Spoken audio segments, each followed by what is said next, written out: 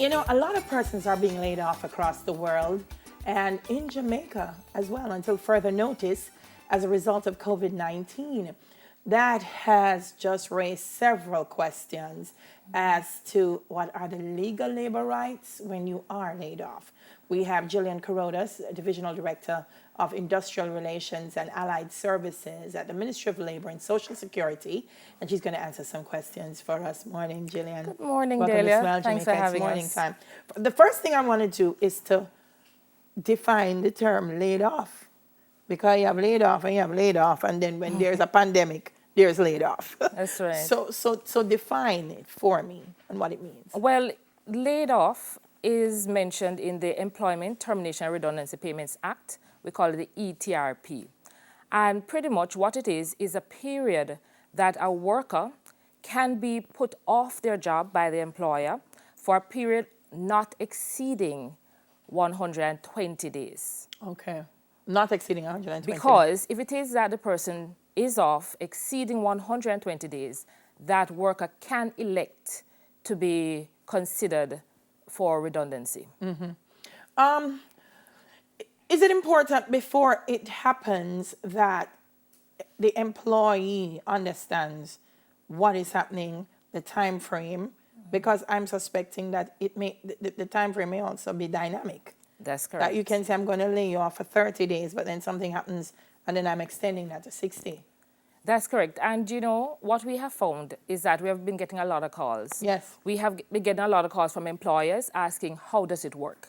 Because there is I would say, understanding generally that an employer can lay off workers for 120 days without pay.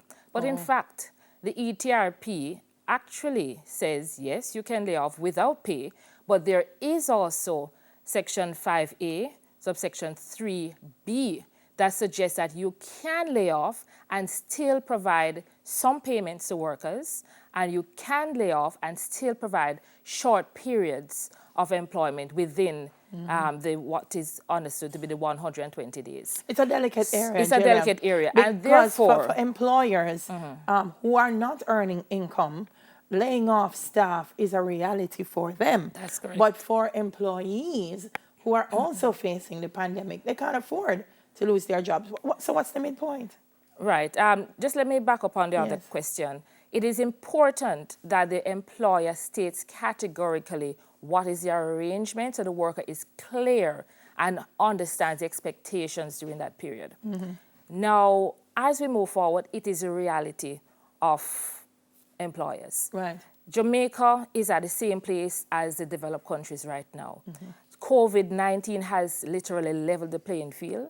We all went to sleep. We woke up. We have been talking about the future of work as if it is a distant future, but it's actually here with us. So yes, we will have to be working different. We will have to find different ways of doing the same things in terms of producing. We have to find creative ways. And you know, Delia, I just want to add a little humor. There might have been a lot of us looking at these forwards on social media. And there's one where someone turned up at a wholesale to see that they have to now order through WhatsApp. And it is just the reality that both employers and workers alike are required to look at innovative, creative ways of continuing to do business. And that is what the Ministry of Labor is here to help both the employers, workers, and the representatives to do in this time. We saw it happening in Chick-V as it relates to illness, and now we're looking at COVID-19. I'm unclear, so walk me through it, because I'm saying it's a pandemic and an unexpected one. So if you get ill during COVID, justifiably, should that be sick leave, or should there be a special consideration for getting COVID? How does it work? Well, that's an excellent question, because most times we get that particular question on our hotlines. Yes.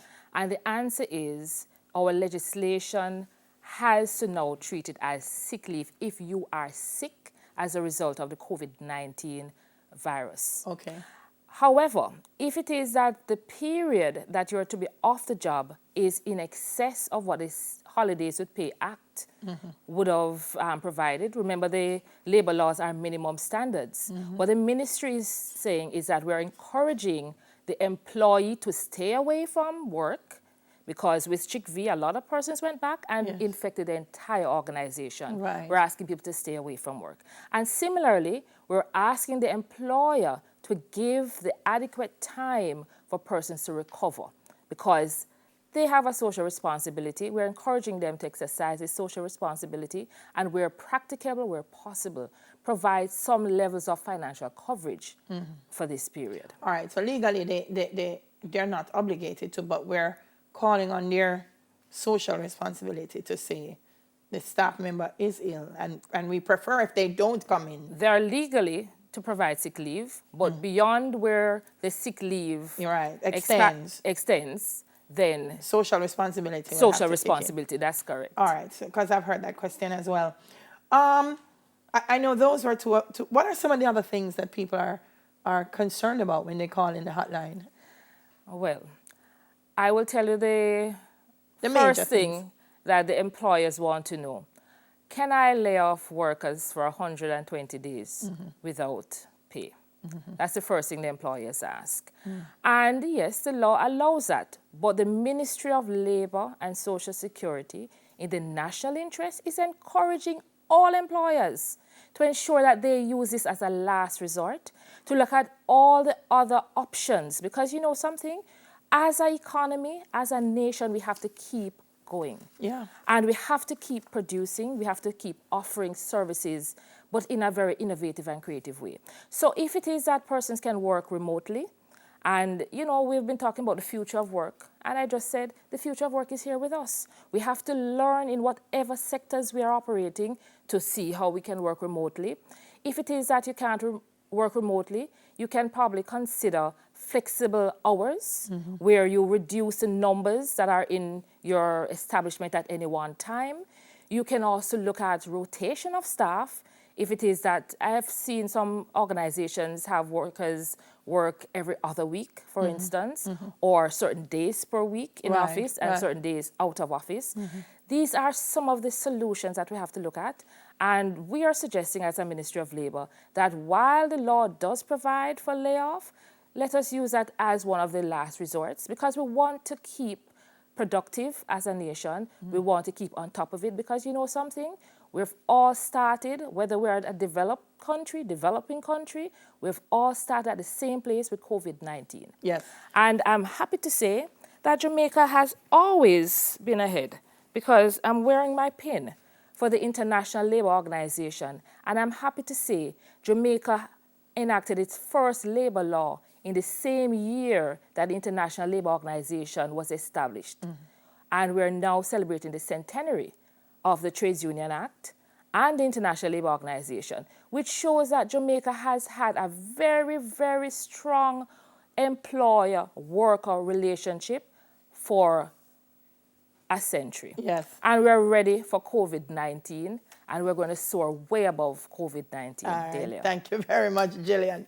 Gillian Corrodus. And those are the numbers, by the way, because I know Gillian was only able to address some of the questions.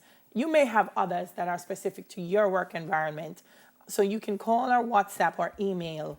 And there are parish offices as well that you can reach out to for the Ministry of Labor and Social Security, and they will provide as much information as they can to walk you through this process. Gillian Corrodus, Divisional Director of Industrial Relations and Allied Services at the Ministry of Labor and Social Security.